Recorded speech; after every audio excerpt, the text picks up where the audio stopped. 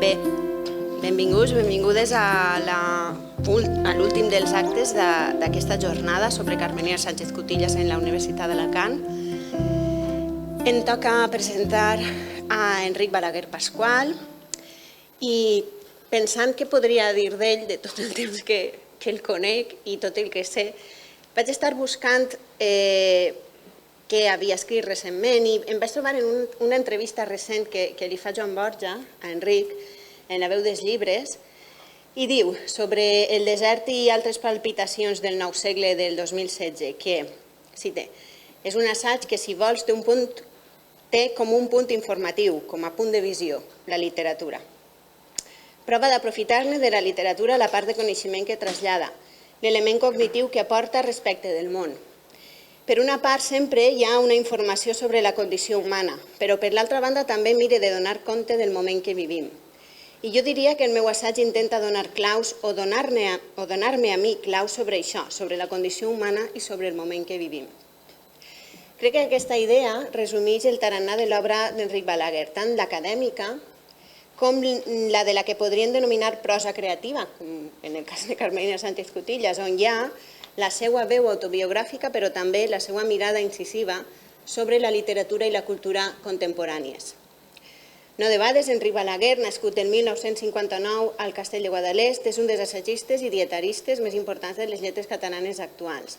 Catedràtic de literatura catalana contemporània, combina aquesta tasca com a professor i guia espiritual de tota la generació de docents de literatura que hem passat per aquesta universitat, amb la de l'escriptura de llibres com, i ara faré un inventari ràpid, Paper reciclat, Poesia, alquímia i follia, Aproximació a l'obra poètica de Josep Palau i Fabre, Contra la modernitat i altres quimeres, Full de ruta, La totalitat impossible, Els colors i les paraules, Literatura i imaginari nacional, La casa que vull, Prosa i creació literària en Joan Fuster, Constel·lacions postmodernes i l'obra que he citat al principi, El desert i altres palpitacions del nou segle.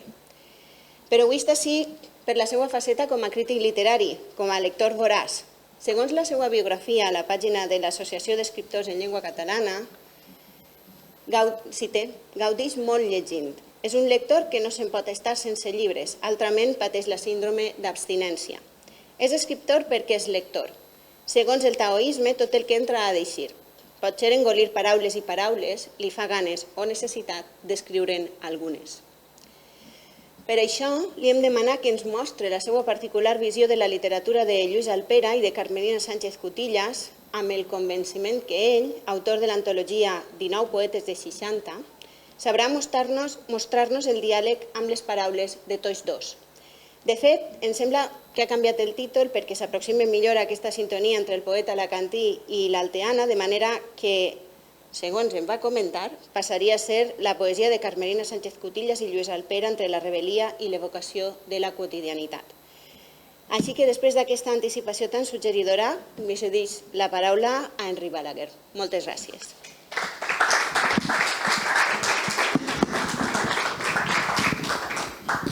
Bé, extraordinàriament exagerada la presentació de Maria Àngels, que sí que sap coses meues perquè compartim durant molts anys el despatx i això fa que diàriament tinguem comunicacions. Molt exagerada perquè, evidentment, jo soc un lector, sí, però soc un humil lector que cada dia m'enfronte amb dubtes i amb qüestions relacionades sempre amb, en fi, què és l'univers que ens acompanya i les coses que ens poden fer viure d'una manera o d'una altra. Això va pegant voltes i va malament. Dir-vos que estic molt content d'estar avui així, de participar en un homenatge tan important com el que esteu organitzant o heu organitzat sobre una escritora que és molt interessant, Carmelina Sánchez Cutillas, i també així, en l'ocasió de fer l'exposició així, parlar de l'obra de Lluís Alpera, que és una figura confluent en alguns aspectes en l'obra de Carmelina Sánchez Cutillas. Per mi és un honor participar en una cosa que heu organitzat gent que la veig pròxima, Verònica, Maribel, Maria Àngels, Joan, gràcies per comptar amb mi, per estar participant així i col·laborant en paraules sobre una escritora i sobre un escritor com és Carmelina i Lluís, per mi tan importants i tan entranyables.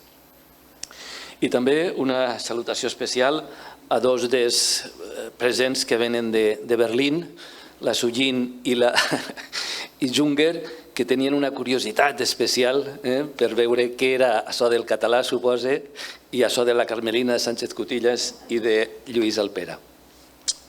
Molt bé, dir-vos que la primera cosa que podrem dir de confrontar o de parlar de dos autors com Carmelina i Lluís és el fet de trobar-nos amb dos autors que tenen confluències començant per la data de naixement. Carmelina va néixer l'any 1927, ocasionalment en Madrid, però vinculada a València i a Altea. Lluís va néixer el 1938, en el Cabanyal, València, però després relacionat o vinculat a Alacant. Hi ha una primera confluència, no per l'edat cronològica soles, que no és ni molt lluny ni tampoc molt pròxima, però sí la data en què comencen a publicar.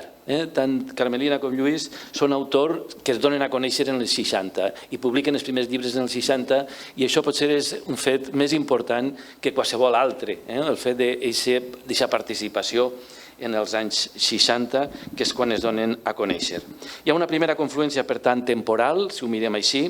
Hi ha una segona confluència que podríem dir geogràfica, perquè estan vinculats amb el sud. Carmelina perquè és una dona que té en Altea l'aliment espiritual de tota la seva obra i el paisatge que la conformarà i que li aportarà a escriure una obra tan destacadíssima com és Matèria de Bretanya, i Lluís, que a partir de l'any 70 ve a Alacant i es fa professor del seu en aquell moment i es dedica a fer classes de català i a partir de llavors, anys 70, 80 i 90 i fins la seva mort en l'any 18, doncs va estar vinculat a aquestes terres.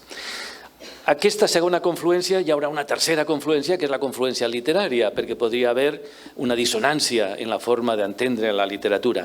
Si ensenyim, jo vaig ensenyar-me així més que res a la poesia, i sobretot a la poesia dels primers anys, perquè la poesia de Carmelina ocupa els anys 60 i 70, es pot dir així, i la de Lluís s'allarga molt més.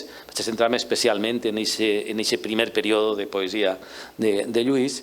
Doncs hi ha també una gran confluència literària. I aquesta confluència literària ve de la mà de trobar-nos a dos autors que participen del que podríem dir l'esperit poètic de 60, que està marcat per la voluntat de fer una poesia senzilla, una poesia directa, una poesia en llenguatge col·loquial, una poesia que a més vulga assumir la veu d'aquesta part de la col·lectivitat que no ha passat a la història o que no té veu en la història. Aquesta voluntat d'incorporar els exponents, diríem, subalterns de les classes subalternes del País Valencià. També hi ha confluències personals i això es pot veure en la correspondència que mantenen. Ara després veurem en algun moment les cartes entre Carmelina i Lluís, molt centrades en qüestions literàries, però hi ha una confluència literària del moment en què Lluís prepara antologies de Carmelina Sánchez Cutillas i concretament en l'antologia que prepara per al Gil Albert fa un pròleg que és un estudi sobre l'obra de Carmelina i especialment fa una hermenèutica dels jeroglífics i de la pedra roseta, que és un llibre, com s'ha dit, críptic i enigmàtic i molt difícil de descodificar i que mostra un interès per part de Lluís de l'obra de Carmelina, un interès que està més enllà de la pura i simple relació d'amistat o de proximitat personal. Aquestes confluències literàries hem dit que van per un costat per la qüestió del realisme, però també en una mirada més completa comprenen altres aspectes i és l'ús, l'interès i el gust per la mitologia grecorromana. En Lluís hi ha presència molt reiterada al llarg de la seva obra del tema d'Ítaca, el tema d'Ulisses, per exemple, o el tema d'Europa com el mite de Zeus, o Telèmac o Eneas, o Creta i Alexandria, llocs de la Mediterrània que tenen una aureola mítica.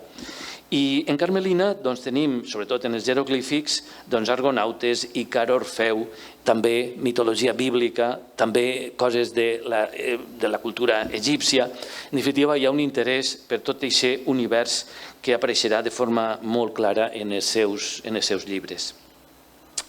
Si anem ja a qüestions concretes, Carmelina es dona a conèixer poèticament, havia publicat articles d'història o sobre divulgació històrica, però com a escritora es dona a conèixer l'any 64 amb la publicació d'Un món rebel, un llibre que es presenta com una poesia nova, li fa la presentació al Melai Vives, està acompanyada d'una sèrie de dibuixos i aquesta primera aproximació ens mostra una escritora que utilitza per un costat una poesia molt directa, de figuració quotidiana, de lèxic col·loquial, i que ve a parlar-nos d'una manera molt senzilla i molt directa. Demà us diré la meva mort quina és, ara no puc, perquè he de parar taula i amanir el rostit. És una forma molt directa d'entrar a dir que allò important són les coses quotidianes, les coses anecdòtiques, en el sentit de les coses que formen el dia a dia, i no les grans idees o les grans paraules, les pretensions, diríem, en una línia així abstracta. Hi ha un poema també interessant que és Endevinalla i diu: el meu món és el blanc d'Estuchenko, que era un poeta rus que s'havia fet famós i conegut en la dècada dels 60 perquè era partidari d'una poesia directa, d'una poesia que estava feta i pensada per a ser llegida en públic, no per estar llegida en casa de cadascú en la intimitat, sinó una poesia comunicada com es comunica una cançó en un recital o en un concert, o com es publica o com es deixa conèixer, no sé, una cançó a través de la ràdio. La poesia, per tant, és el que forma part de l'interès de, diu Carmelina meu, a diferència d'altres dones que es dediquen a veure idil·lis de prínceps i divorcis d'artistes. Talment ara passa amb Sálvame Deluxe i tantes coses de Telecinco. Però bé, és una poesia que dona a conèixer una exaltació per un costat de, per exemple, els vagabunds. N'hi ha fins 9 referències als vagabunds en Un món rebel. La idea del vagabund la construïx, la pinta com una espècie d'arquetipus lligat a l'anticonformisme, a una vida fora del consumisme, de la convenció. Estem en una dècada en la que posa circulació els hippies, també literàriament havien aparegut l'anomenada generació Beat, el Jack Kerouac, l'Allen Ginsberg, i allò d'eixa vida al marge una mica de les convencions socials estan en circulació durant aquests anys. Els seus versos o els seus poemes utilitzen la primera persona del plural, som, venim, hem, i això és una expressió interessant i significativa.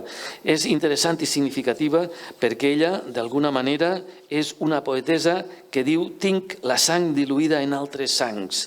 He donat incansable una paraula, uns somnis als homes oblidats. Ella vol fer-se ressò no solament de la seva experiència personal, sinó d'aquells que no tenen veu, de la d'aquells que estan oblidats o la d'aquells que tenen altres realitats que no són precisament les de poder escriure o de fer-se notar. La seva poesia, en Un món rebel i en el llibre que continua, que és Conjugació en primera persona de l'any 68, serà una poesia de poemes de confessions personals, de confessions, diríem, sempre en una línia de mostrar aquest món íntim de manera directa, senzilla i clara. Un exemple de conjugació en primera persona i del que és la seva poesia o l'escriptura de la seva poesia durant aquests anys és el poema El llaç del temps. 4 i 2, 6 a taula, però agafen els llibres i surten a la vida, els fills en fer-se grans.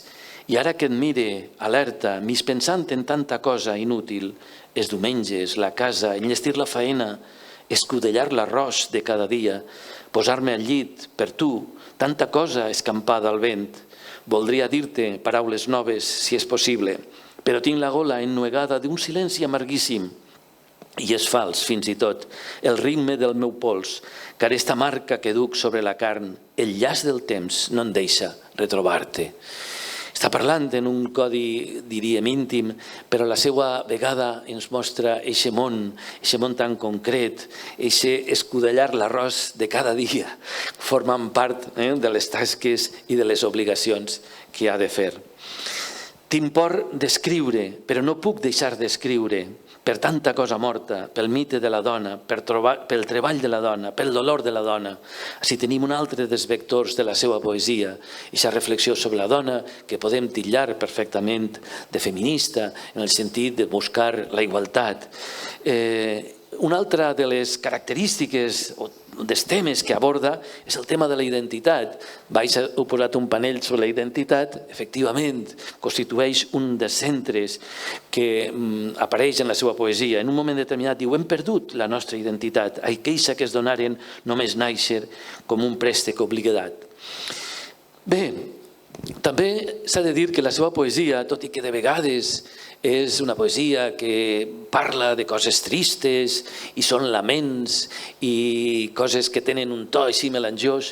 És una poesia que busca l'optimisme, que busca l'alegria. En un dels seus versos diu: el plor del món és un engany. La joia i el cant de la vida moriran fent equilibris en qualsevol circ de la terra, tots plegats amb el silenci. El plor del món és un engany perquè hi ha plor, però també hi ha alegria o hi ha cant. En definitiva, Carmelina participa d'una visió que és també molt de 60. És la visió aquesta de l'eufòria, de la idea històrica, que trobarem també en la poesia de Lluís, que estem vivint un present que s'alimenta de l'experiència del passat i sobretot agafa energia per construir un futur que serà diferent, un futur que volem contribuir tots a que siga més humanitzat i més igualitari, més just, etc. Bé, des de la poesia de conjugacions en primera persona de l'any 68, la pròxima parada de poesia de Carmelina serà ja en els 70, Els jeroglífics i la pedra de Roseta, un llibre que es publica en 3 i 4 i que és un llibre completament diferent a tots els llibres anteriors.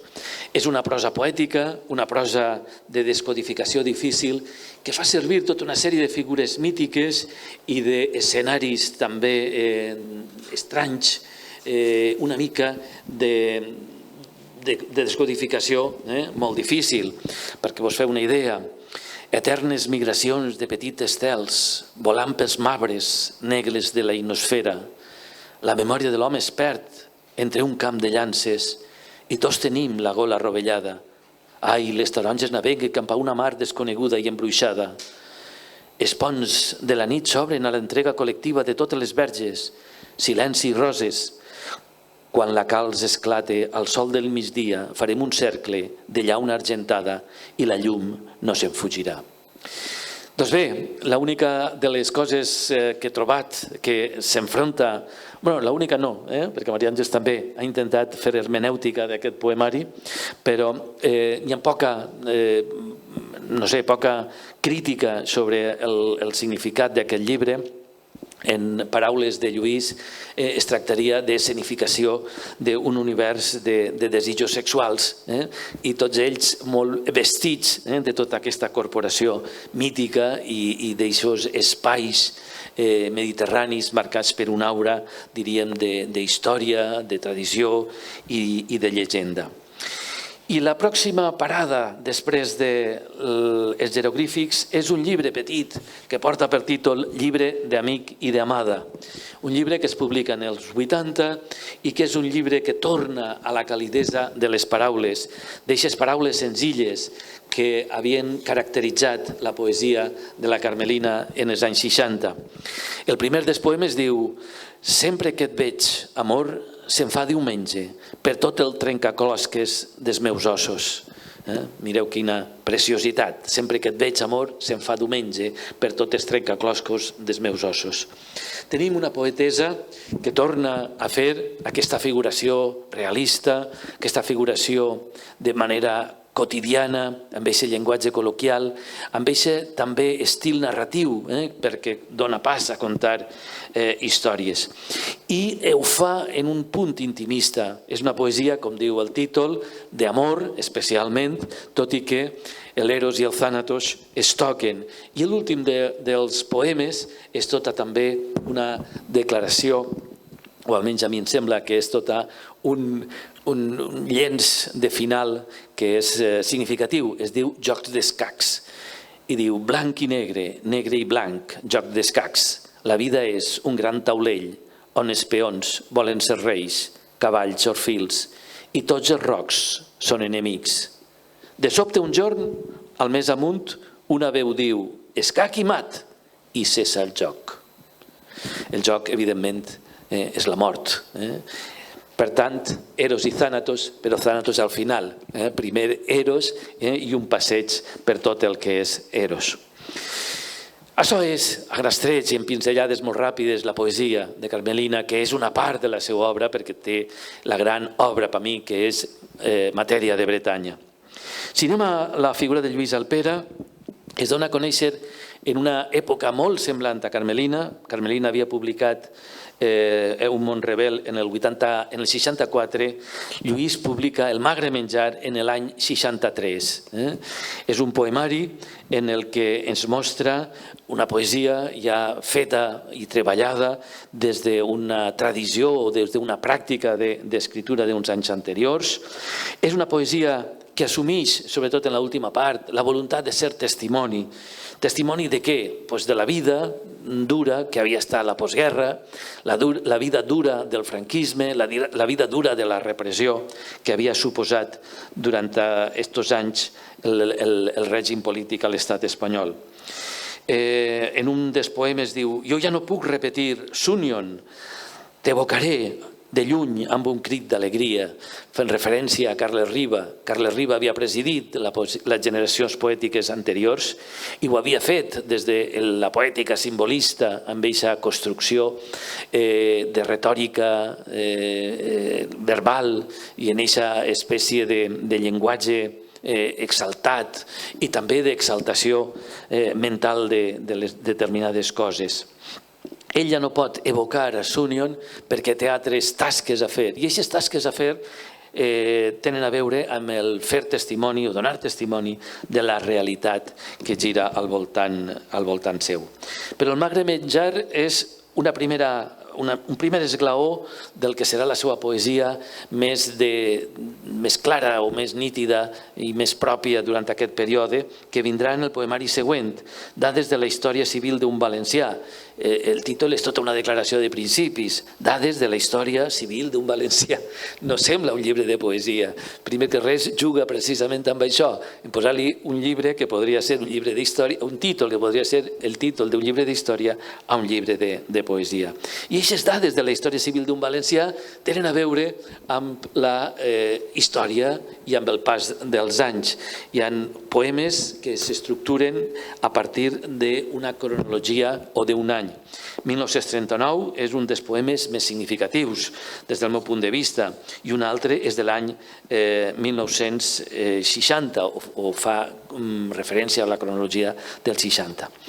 Vos llisc 1939 perquè pense que és un poema manifest, un dels poemes que mostra què es proposa contar o dir Lluís en la seva obra i quina és la seva també la seva motxilla d'expressions o quina és la seva motxilla d'artifells per a expressar-se.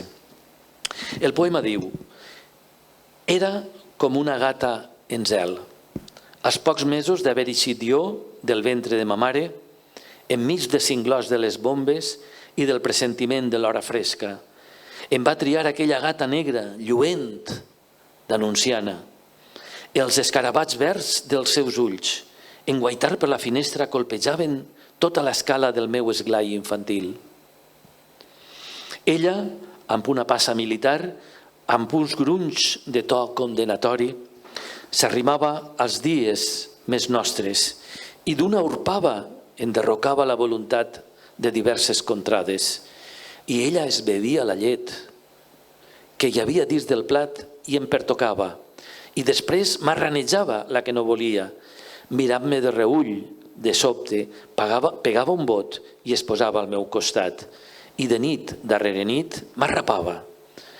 Els ulls, a poc, marcant-me com un tatuatge propi d'una guerra civil, la presbícia de diverses generacions. Bé, per entendre el poema hem de tindre present la realitat històrica. Som a la dècada dels 60, hi ha una censura que no permet dir determinades coses. Es pot parlar de la guerra civil? Sí, però de quina manera i fins quin límit?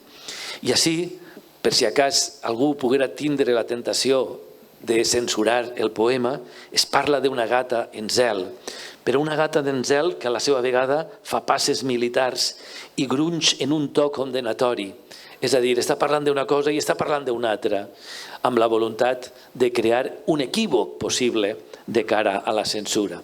No obstant això, no deixa de ser un poema significatiu i molt representatiu, crec jo, de la imatgeria de Lluís. Eixa imatgeria feta d'imatges molt fortes, en aquest cas d'una gata que li pren a un xiquet la pròpia llet, la llet del menjar, i que marraneja.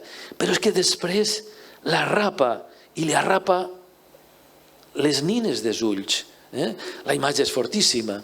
És una de les imatges que pense que més colpeixen de la poesia de Lluís. En el poema de 1960, Lluís parla de la necessitat de canviar la temàtica de la poesia i la forma de la poesia. Diu, m'heu demanat uns versos que ens parlen en un llenguatge d'anar per casa. És també una declaració de principis. Hi ha molta poesia en els 60 que són declaracions de principis, no? I ja constitueixen la poesia fent aquesta espècie de declaració. M'haveu demanat uns versos que ens parlen en un llenguatge d'anar per casa. La necessitat de canviar la poesia, desamortitzar-la de retòrica i fer que fora una poesia directa, una poesia senzilla, una poesia amb un llenguatge col·loquial. En els anys 60, l'any 66 exactament, Lluís organitzarà una antologia de poesia realista valenciana que publicarà en Identity Magazine. És una antologia molt curta, però presenta o vol presentar a com els poetes valencians també estan fent el que toca fer estèticament parlant, que és una poesia de compromís, entenent el compromís com una forma de testimoni històric i de denúncia de les opressions. Podríem dir que hi ha un denominador comú en aquesta espècie de denúncia o de testimoni i és apuntar, diríem, cap a la necessitat de la igualtat i parlar en nom de tots aquells que no han pogut posar la seva veu, tot i tindre moltes coses a contar. Feia uns anys que havia aparegut Poesia catalana del segle XX, de Castellet i Moles, l'any 63, que era una antologia, però amb l'aparença d'una antologia que volia presentar la poesia de tot el segle XX, el que fan és fer una apologia de la necessitat de fer una poesia diferent. I aquesta poesia diferent havia de ser una poesia que ells en deien de realisme històric, que incorporaren la visió de la història. Quan deien això estaven fent al·lusió de manera, anava a dir indirecta, però era prou directa, al marxisme en aquesta visió o en aquesta cosmovisió de veure que la història anava en una direcció cap al progrés. Es treballa des del present per incorporar l'experiència del passat, per a transformar sobretot la societat del futur. I aquesta societat del futur és una societat que dona benestar o és una sensació que fa parlar o fa sentir bé. Aquesta mateixa sensació la tenim en la poesia de Carmelina. Carmelina diu en un moment que parlarà d'un món novell amb lleis novelles.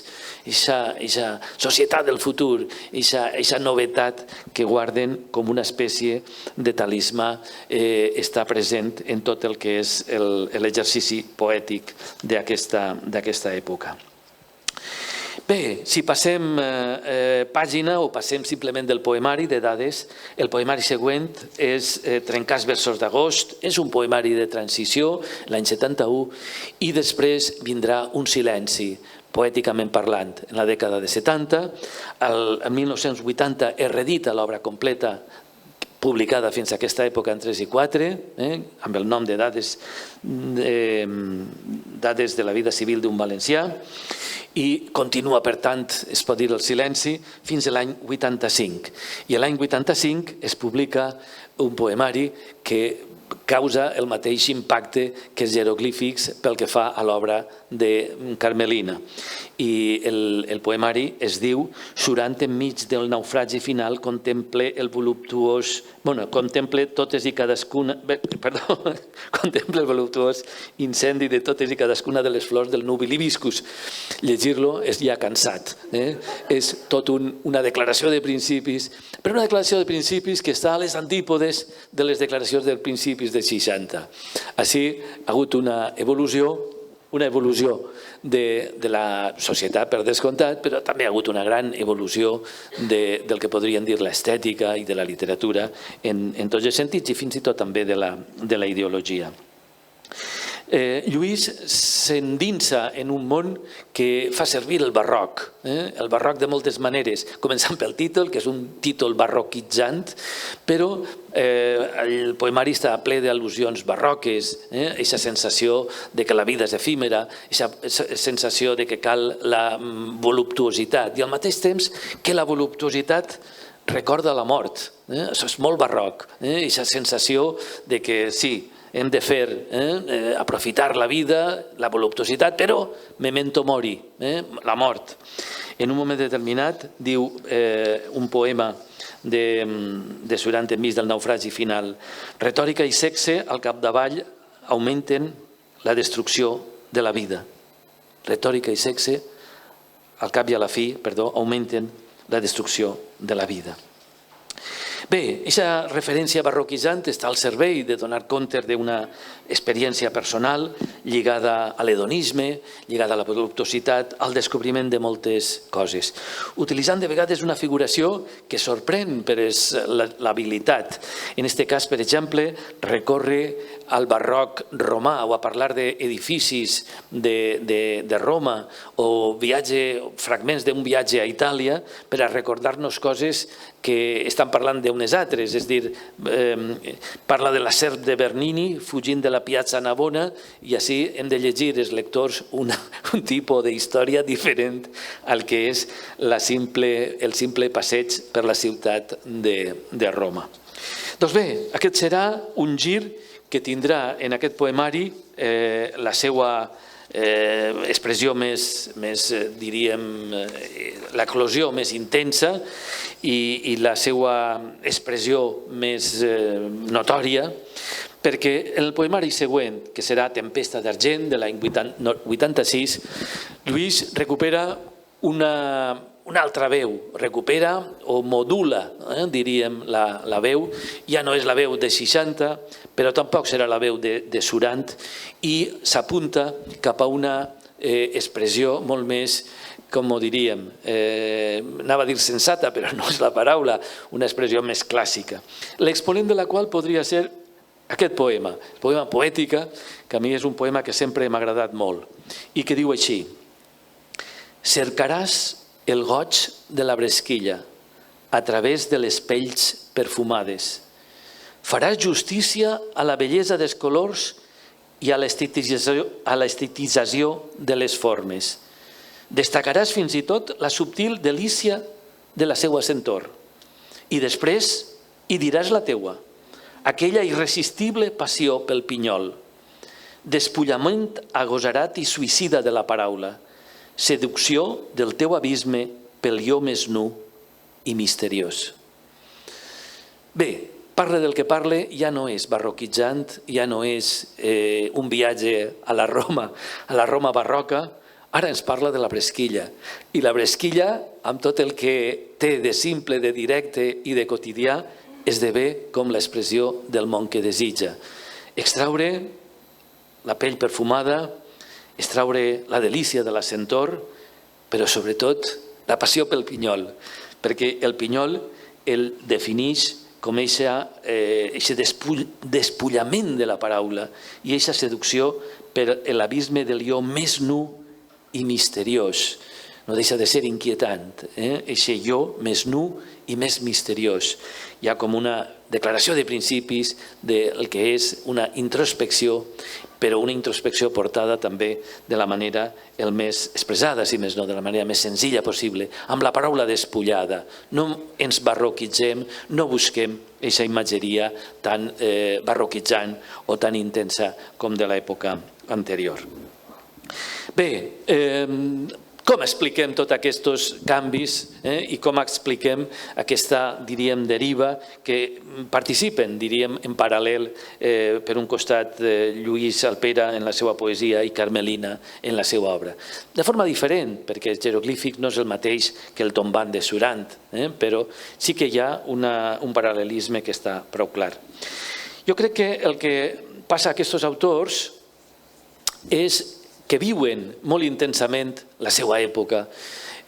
La primera poesia és fruit de la dècada dels 60 i posteriorment van vivint altres aires de l'època que es porta cap a en una altra direcció o que matisa prou la direcció inicial. La seva literatura anticipa els canvis històrics, sobretot la segona part de la seva producció poètica. La primera poesia està marcada per la rebel·lió, està marcada pel que eren els 60.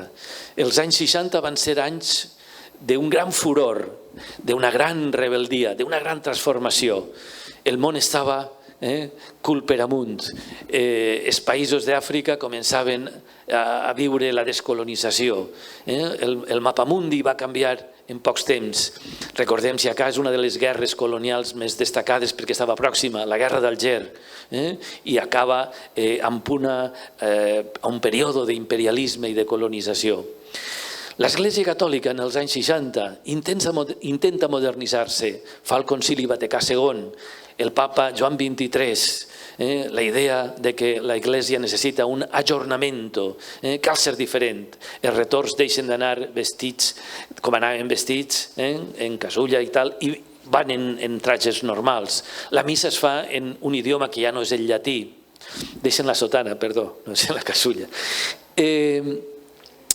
Què més passa en els 60? Doncs els 60 són els anys de les revoltes estudiantils, revoltes en Berkeley, revoltes en Berlín, revoltes en París, en el maig del 68, una gran revolta que fa caure el govern fins i tot, i es transforma en una revolució simbòlica. És els anys 60 l'època de la lluita per la normalització dels drets de les minories racials, la lluita dels negres per la igualtat. Ahí tenim a Martin Luther King, tenim una figura que encarna aquesta igualtat. La lluita pel feminisme, la lluita per la igualtat de la dona també assoleix un esglaó molt important.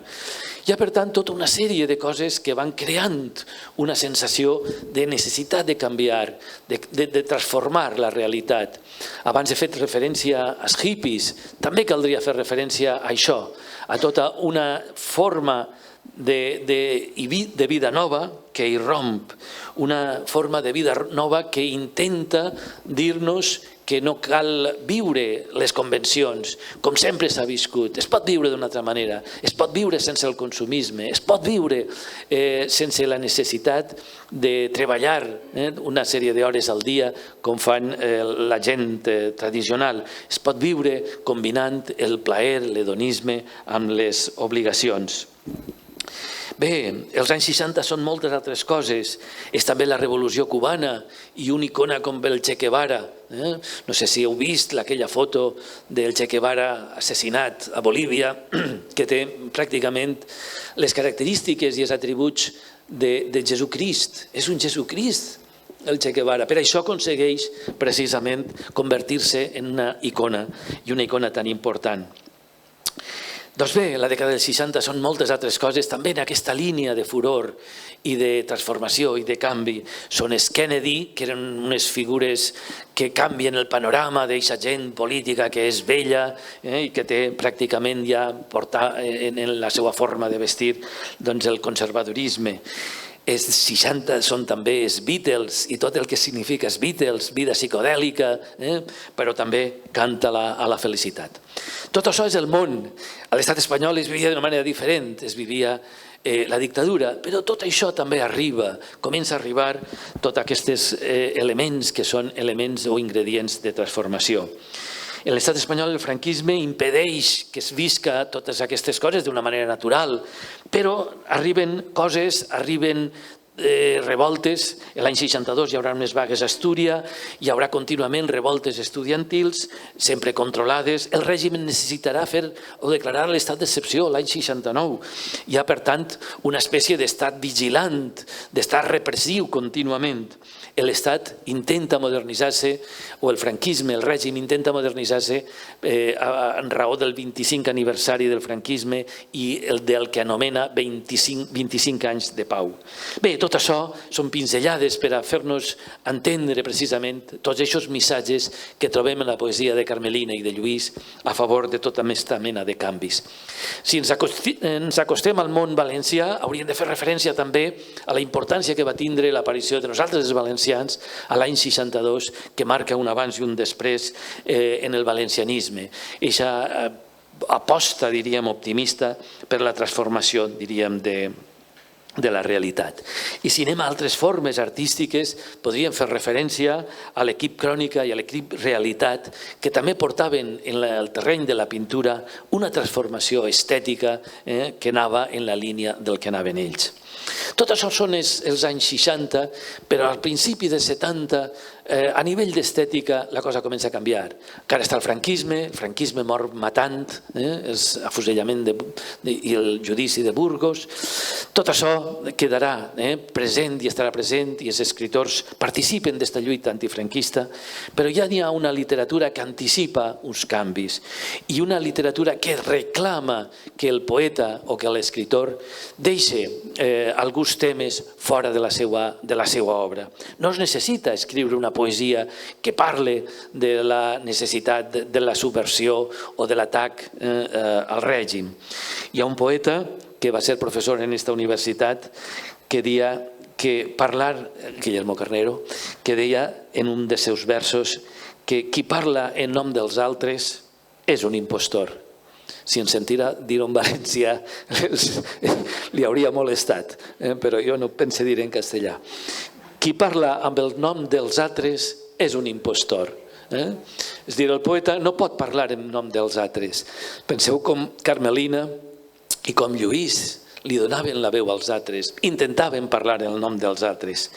Per dir també una altra cosa que diu un poeta català de l'època, el Vicent Saltalló, en un moment determinat en la seva poesia, escriu: el compromís deixeu-lo per als altres perquè jo ja tinc prou amb la meva follia.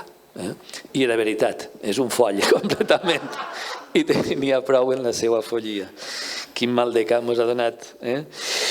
No solament estem vivint tot això, vindrà després el final del franquisme biològicament parlant, l'any 75, vindrà la transició i vindrà el que va seguir la transició, que és el desencant. L'època del desencant, inevitablement va vindre una part del desencant. Però tot això que és, diríem, si voleu, la matització del que ocorre a l'estat espanyol, que ocorre a nosaltres, a nivell mundial hi ha també canvis substancials. Parlaré de tres coses simplement. Hi ha un canvi que queda molt ben plasmat en un estudiós, en un sociòleg francès, que és Gilles Lipovetsky, que l'any 83 publica un llibre que es diu L'era del buit, traduït, no el van traduir en castellà, és l'era del vacío, no està traduït al català. L'era del buit era una espècie de radiografia que volia fer Lipovetsky del canvi que ell constatava en les generacions dels 80, i aquest canvi en les generacions venia marcat per el que ell en deia la segona gran revolució individualista. S'ha deixat darrere aquestes voluntats ideològiques, aquesta idea de compromís, aquest lligam dintre d'ideologies, de corrents, de sindicats, de partits polítics, aquesta voluntat, diríem, de transformació de la realitat, i s'ha posat en primer lloc l'individu i les seues necessitats i la seva voluptuositat o necessitat de satisfer el plaer. Això és el que constata Lipovetsky i per això el buit, perquè aquest narcisisme, al cap i a la fi, és una situació que crea el buit. Uns anys posteriors vindrà François Lyotard i postularà allò de la postmodernitat. I per ell la postmodernitat consistirà en que la idea de progrés està en crisi. Fets com la Segona Guerra Mundial, l'Holocaust, entre altres coses, han posat en qüestió aquesta noció de progrés que tan present havia estat en la cultura occidental i que havia seguit al llarg del segle XIX i sobretot del XX, posant sempre allò que en dèiem d'històric, temps històric, en l'horitzó l'utopia i en l'horitzó i en el futur la transformació de la realitat. Però si fora poc, encara hi ha una tercera fase que ve marcada per el 1989, la caiguda del mur de Berlín i tot el que significa la caiguda dels països de l'est. I amb la caiguda dels països de l'est també es va haver una transformació importantíssima. Fukuyama em va dir el final de la història, hegelianament parlant. No és el final de la història, ni hegeliana ni de cap altra cosa, però sí que hi ha un canvi important que podem xifrar, com ha dit Enzo Traverso, un historiador molt destacat en l'actualitat, que és possiblement la constatació, l'acte notarial d'aquest final de l'utopia en l'horitzó. Aquest final de l'utopia en l'horitzó que sempre havia guiat les forces progressistes durant la dècada del XIX i del XX. Deixa estar tot això, són pinzellades per explicar-nos potser l'evolució de les dues obres literàries i entre en un últim punt, i en això acabe, i és preguntar-me, així també per contestar molt ràpidament, quin és el llegat literari de l'obra de Carmelina i l'obra de Lluís Alpera, especialment el llegat dels anys 60. És una pregunta que em faig sovint quan m'agrada un autor, quan vaig a una obra que considere important o un corrent important, sempre penso quin és el llegat, què ens ensenya, què ens diu, què queda. A vegades han dit coses però n'hi ha tanta cosa que queda irrellevant. Doncs bé, jo crec que el llegat que comparteixen, diria, tant Carmelina com Lluís, crec que passa per dues coses fonamentals. Una és la rebel·lió. La rebel·lió com a expressió d'estar en el món d'una manera inconformista. El Raimon té una cançó que és Diguem no. Diguem no. Eixe diguem no és la rebel·lió, és l'inconformisme. El Raimon diu que va compondre la cançó després de llegir L'homme revolté de Camus, l'home revoltat de Camus. Camus es preguntava què és l'home revoltat? I diu el que diu no. I Raimon diu doncs jo dic no. Eixe diem no és la rebel·lió de Carmelina, és la rebel·lió de Lluís.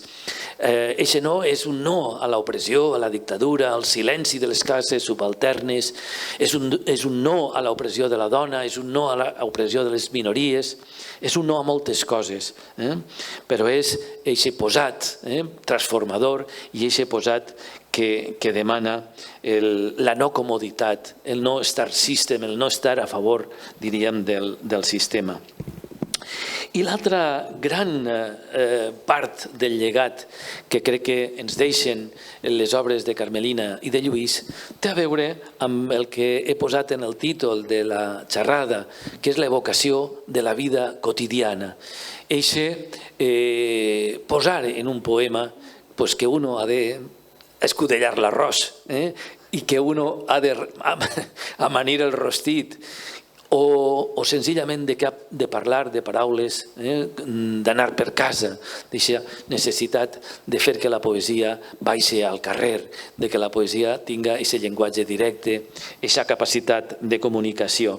Però no solament això, sinó que ens fa estimar la quotidianitat, els petits detalls, el sentir profund de les coses i de successos més insignificants de la nostra vida són al capdavall els més importants. Els grans moments de la història passen ràpidament i deixen el que deixen i es viuen com es viuen, però allò important és la sinfonia domèstica, el que s'amaga, on s'amaga el sentit profund de la nostra vida, perquè el sentit profund de la nostra vida s'amaga en tot allò que és íntim.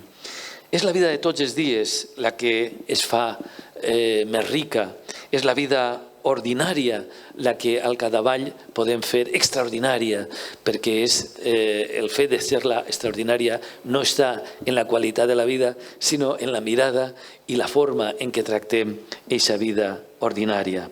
Tot allò, per tant, aparentment insignificant, pot ser fascinant. I aquesta és la mirada que crec que ens conviden a fer aquests dos autors en les seues respectives obres. Cal que mirar l'entorn, mirar qualsevol cosa, mirar per la finestra i beneir i agrair la vida que tenim, el benestar que puntualment podem tindre, el benestar que ens provoca qualsevol sensació precisament d'estar bé i de tindre la sort de viure on vivim i de tenir el que tenim i de que tots els dies isca el sol i que no necessitem fer grans coses per sentir-nos importants i vius. No necessitem anar a Venècia per estar estimats, per estar enamorats, o no necessitem morir-nos en la illa de Capri. Podem viure en la nostra casa, en tot el que és habitual i normal, i pegar voltes al nostre jardí. No cal fer grans viatges, microviatges, viatges al voltant. És ridícul que deixem de conèixer el nostre entorn, els nostres racons, la nostra vall, i que anem a fer viatges transoceànics. Crec que això, no sé si estic excedint millor la lectura dels dos autors i posa coses de la meva collita, però crec que és un llegat que podem prendre de les seues obres. Aquesta apel·lació a la vocació quotidiana i a fer-nos veure que la meravella està en les nostres mans. Moltes gràcies.